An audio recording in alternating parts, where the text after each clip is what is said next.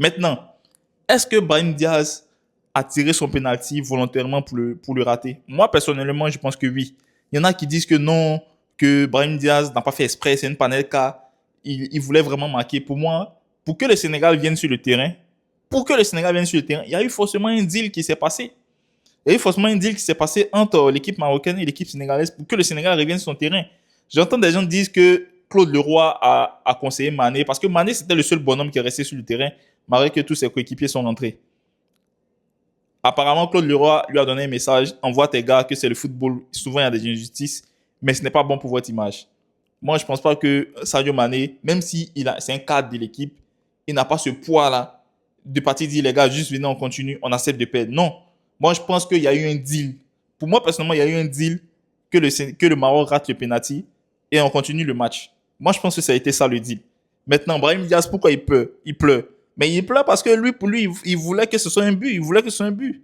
Mais cette panenka, moi, j'ai l'impression que Mendy savait déjà où il allait tirer. Voilà.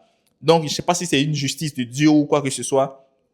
Mais personnellement, le gars, il a raté volontairement.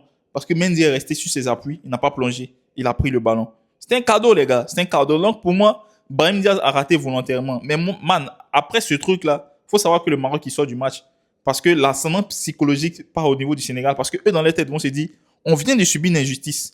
Donc, on va montrer aux yeux du monde entier que c'est pas nous, on est censé perdre ce match-là. On va gagner pour montrer que c'était nous qui méritons de gagner ce match-là. Et les Sénégalais sont venus avec de meilleures intentions. Ils ont choqué le Maroc. Ils ont choqué le Maroc. Le Maroc a poussé pour revenir. Ça n'a pas marché. Donc, franchement, ce qui est arrivé, c'est un peu tout. Le Maroc, ils ont tellement été favorisés durant tous ces cadres-là. Moi, je ne vais pas vous mentir, il y a plein de situations contre le Cameroun. Le Maroc méritait de gagner contre le Cameroun. Le Maroc méritait de gagner contre le Nigeria. Je n'en disconviens pas. Mais souvent, il y a des fautes que les joueurs marocains ne prennent pas des cartons.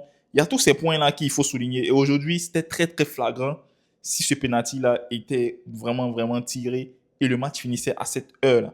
C'est-à-dire tous les efforts que les Sénégalais auraient fait, ça aurait été en vain. Donc franchement, bravo aux Sénégalais pour cette victoire-là. Moi, personnellement, j'aurais parié sur la victoire du Maroc. Mais les gars, les Sénégalais ont vraiment bien géré ce match-là. Ils ont vraiment trop bien géré ce match-là.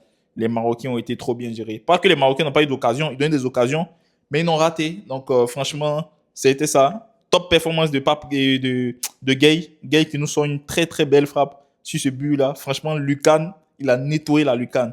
Donc honnêtement, nickel.